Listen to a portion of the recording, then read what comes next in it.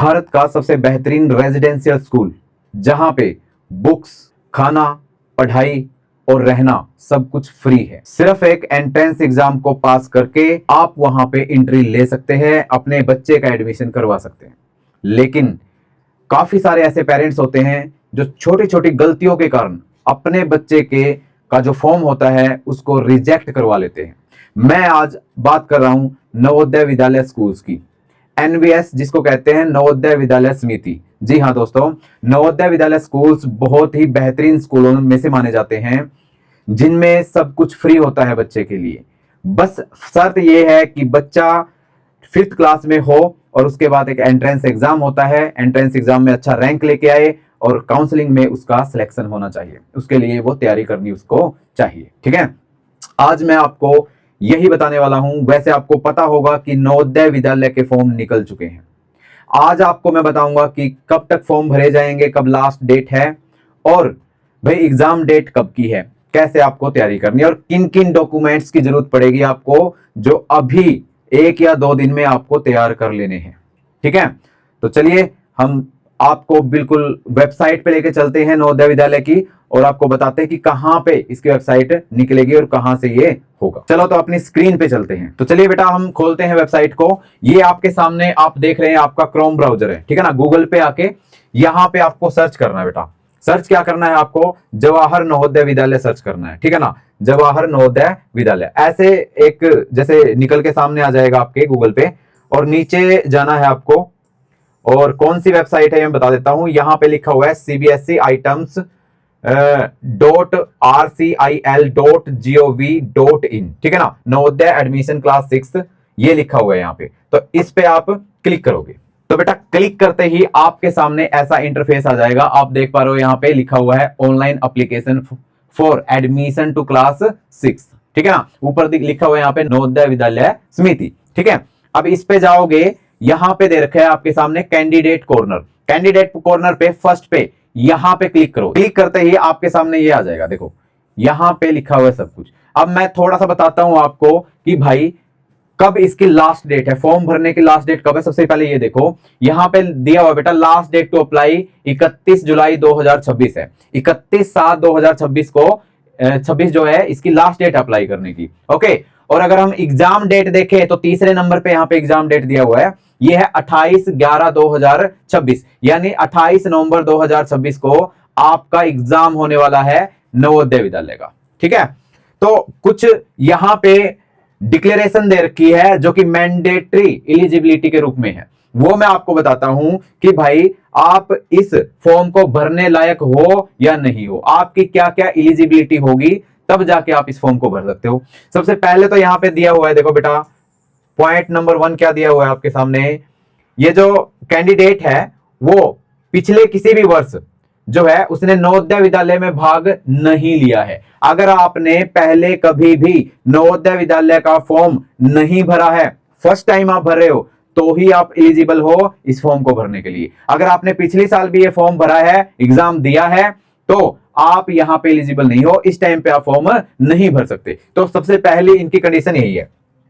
दूसरी कंडीशन क्या है बेटा कि जो कैंडिडेट होगा वो क्या करेगा भाई, 31 जुलाई 2026 को या फिर उससे पहले उसने किसी भी मान्यता प्राप्त स्कूल से 4th क्लास पास की होगी, यानी 31 जुलाई 2026 को वो 5th क्लास में हुआ होगा। इसका मतलब क्या है, जो बच्चे अब 4th क्लास में है वो भी फॉर्म नहीं भर सकते, जो बच्चे अब 6th क्लास या उससे ऊपर है वो भी फॉर्म नहीं भर सकते। तो इस टाइम पे जो बच्चा 5th क्लास में है वही एलिजिबल है इस फॉर्म को भरने के लिए। इतनी बात समझ में आई या नहीं आई? ठीक है ना। और तीसरा पॉइंट क्या दे रखा है बेटा कि आप आवेदन जो करोगे ना वो आप अपने जिले का जो नवोदय विद्यालय है उसी में करोगे। जैसे जींद डिस्ट्रिक्ट में हो, आप जींद डिस्ट्रिक्ट में हो फॉर एग्जांपल, तो आपका खुंगा कोठी जो है नवोदय विद्यालय का, जो वहां पे आपका एलिजिबिलिटी बनती है, वो स्कूल है आपका खुंगा कोठी में, तो वहां पे ही आप अप्लाई कर सकते हो और कहीं पे भी अप्लाई नहीं कर सकते। इतनी बात समझ में आ गई।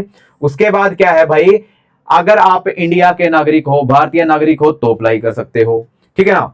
और उसके बाद क्या है कि आपके माता पिता ने जो ये प्रोस्पेक्टस दे रखा है उसको अच्छी तरह से रीड कर लिया है, सबसे पहली बात ये। दूसरी बात क्या है भाई कि आपका आधार नंबर जनरेट होना चाहिए। अगर आपने आधार कार्ड बनवा रखा है तो आप एलिजिबल हो बेटा। अगर आपने आधार कार्ड अभी तक नहीं बनवाया है तो आपको क्या करना पड़ेगा भाई, आपको आपका रेजिडेंशियल सर्टिफिकेट बनाना पड़ेगा, ठीक है ना। वो तहसील में बनेगा, हरियाणा रेजिडेंशियल सर्टिफिकेट बनवाना पड़ेगा अगर आपका आधार नंबर नहीं है तो। अब इन दोनों में से एक चाहिए आपको, या तो रेजिडेंशियल सर्टिफिकेट बनवाओ या फिर आधार कार्ड से अप्लाई हो जाएगा। इतनी बात समझ में आ गई। तो यहां पे ये कंडीशन थी बेटा आपकी, ठीक है ना। अब मैं बताता हूं कि भाई आपको कौन कौन सी चीजें जो है चाहिएगी इसको फॉर्म को भरने के लिए, ठीक है ना। अब ये क्या है कि भाई सबसे पहले तो है ये जो एप्लीकेशन भरी जाएगी यानी फॉर्म जो भरा जाएगा, इसमें दे रखा था process of submission of online application involves only single stage.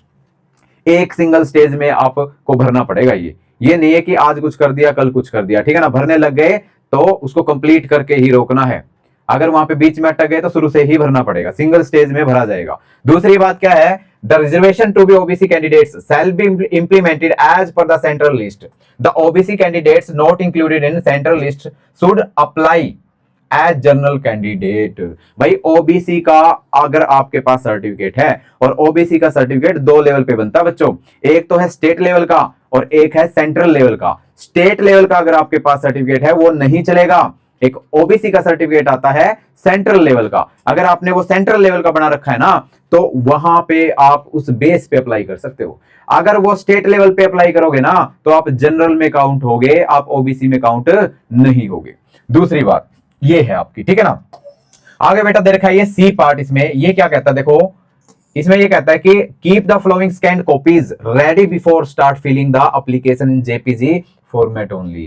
भाई जब भी आपका फॉर्म भरना शुरू हो उससे पहले आपको कुछ स्कैन कॉपी करके रखनी है, अपने मोबाइल में रख लो या फिर अपने लैपटॉप में, कैसे ही रखो, मतलब कुछ चीजों की स्कैन कॉपी रखनी है। अब सबसे पहली बात क्या है कि भाई कैंडिडेट के सिग्नेचर होने चाहिए, और जो ये कैंडिडेट का सिग्नेचर है ना इसकी जो फोटो खींचोगे आप जेपीजी में होना चाहिए, और 10 से 100 केबी की होनी चाहिए, उससे ज्यादा की अपलोड नहीं होगी। अगर वो फोटो एमबी में होगी ना बेटा अपलोड नहीं हो सकती वो, ठीक है ना। इतना ये इसका साइज होना चाहिए। दूसरी बात क्या है भाई, एक तो कैंडिडेट के सिग्नेचर यानी बच्चे के सिग्नेचर, और दूसरा है उसके पेरेंट्स का सिग्नेचर, ठीक है ना। आपके माता पिता के जो है सिग्नेचर होना चाहिए, और उसकी भी जो साइज है उसका जेपीजी में वो कितना होना चाहिए, 10 से 100 यानी 10 to 100 केबी होना चाहिए।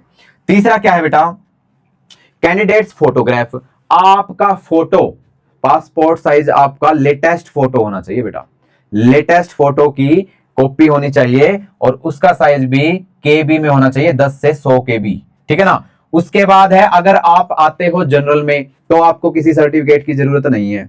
अगर आप किसी कैटेगरी के अंडर आते हो तो ओबीसी के लिए सेंट्रल ओबीसी की जरूरत है, ठीक है ना। एससी का है कोई भी, एसटी का है, ईडब्ल्यूएस का कोई सर्टिफिकेट है आपका तो उसकी कॉपी भी आपको करके रखनी है, और उसका साइज जो है वो 50 से 300 केबी के बीच में होना चाहिए, तभी वो अपलोड होगी। यानी कैटेगरी सर्टिफिकेट भी साथ में रखना है आपको। और उसके बाद है बेटा residence certificate of the parents issued by the competent government authority if candidate doesn't possess Aadhaar number. अगर आपका आधार कार्ड नहीं बना है, आधार नंबर आपको नहीं मिला है, तो उस केस में रेजिडेंस सर्टिफिकेट की जरूरत है। अगर आपके पास आधार कार्ड है ना तो आपको इस सर्टिफिकेट की जरूरत नहीं है बच्चों, ठीक है ना। तो ये डॉक्यूमेंट है आपको जो है वो साथ में रखने हैं। क्या क्या बताया मैंने, सबसे पहले क्या बताया भाई, आपका सिग्नेचर, उसकी फोटो खींच के जो है अपलोड होगी, आपके पापा के सिग्नेचर की फोटो खींच के अपलोड होगी, आपका कोई कैटेगरी है, ठीक है ना, ईडब्ल्यूएस है, ओबीसी है, एससी है, एसटी है, उसका सर्टिफिकेट है तो उसकी फोटो खींच करके वो अपलोड होगी, वो केबी में दे रखे हैं। इतनी बात समझ में आई। और क्या है भाई, अगर आपके पास आधार नंबर है तो आधार कार्ड की फोटो लग जाएगी, अगर आपके पास आधार नंबर नहीं है, आधार कार्ड नहीं है, तो रेजिडेंस सर्टिफिकेट बनेगा तहसील में, वहां से जाके बनाना पड़ेगा आपको, ठीक है ना, वो अपलोड होगा। फिर ये चीजें हैं बच्चों। क्या क्या बताया मैंने आपको भाई, फॉर्म भरना स्टार्ट हो चुका है, लास्ट डेट है 31 जुलाई। आपका जो पेपर है नवोदय विद्यालय का कब होगा भाई, वो होगा 28 नवंबर 2026 को, ठीक है ना, नवंबर में होने वाला है बेटा ये, ठीक है। अच्छा क्या कंडीशन होनी चाहिए, सबसे पहले आप भारतीय नागरिक होने चाहिए, उसके बाद आपको अप्लाई करना है आपके डिस्ट्रिक्ट के नवोदय विद्यालय में, सिर्फ दूसरे नवोदय विद्यालय में आप नहीं कर सकते, इतनी बात समझ में आई। तीसरी बात, अगर आप अभी 5th क्लास में पढ़ रहे हो तभी अप्लाई करोगे, 4th class, 3rd class, 6th class, 7th class का बच्चा अप्लाई इसको नहीं कर सकता। इतनी बात समझ में आई। डॉक्यूमेंट क्या रखने हैं, आपका सिग्नेचर, आपके पापा का सिग्नेचर, आपकी पासपोर्ट साइज फोटो, ठीक है ना, और आपका कोई कैटेगरी सर्टिफिकेट है वो। अगर आपका आधार कार्ड नंबर नहीं है तो उस केस में रेजिडेंस सर्टिफिकेट लगेगा। अगर आपका आधार कार्ड है तो आपको किसी रेजिडेंस सर्टिफिकेट की जरूरत नहीं है। आगे बात समझ में, तो किसी भी सीएससी सेंटर पे जाओ और अपना नवोदय का जो फॉर्म है जल्दी से जल्दी भरवा के आओ, और उसके बाद बेटा तैयारी में जुट जाओ। बात समझ में आ रही है, तैयारी बिना सिलेक्शन नहीं होगा, ठीक है। तो बेटा अब हम जानते हैं कुछ ऐसी मिस्टेक्स जो पेरेंट्स अपने बच्चे के फॉर्म भरते हुए करते हैं। सबसे पहली मिस्टेक, आप कई बार अपना मोबाइल नंबर गलत लिखवा देते हो। दूसरी बात, अपना आधार कार्ड जो है गलत लिखवा देते हो, आधार कार्ड नंबर। तीसरी बात, आपने डेट ऑफ बर्थ गलत लिखवा दी, ठीक है ना। फोर्थ चीज क्या है, चौथी बात क्या है, आपका फोटो साफ नहीं है, ब्लर्ड फोटो है, ये हो गया। और पांचवी बात ये है बेटा, जब फाइनल सबमिशन हो जाता है फॉर्म का, उसके बाद हो सकता है कि आपको करेक्शन का चांस ना मिले। तो ये चीज आपको ध्यान में रखना है जब भी आप फॉर्म भरो। इतनी बात समझ में आ गई। तो बेटा ये थी इंफॉर्मेशन जो कि नवोदय विद्यालय के फॉर्म्स के बारे में थी। अगर आप ये चाहते हैं कि मैं यहाँ पे लाइव फॉर्म भर के आपको दिखाऊं नेक्स्ट वीडियो में, तो आप कमेंट करिए लाइव फॉर्म लिखे, ठीक है ना। कमेंट में लाइव फॉर्म लिखो तो मैं नेक्स्ट वीडियो जो है आपको आपके सामने बना के दिखाऊंगा कि भाई यहाँ पे फॉर्म कैसे भरा जाता है।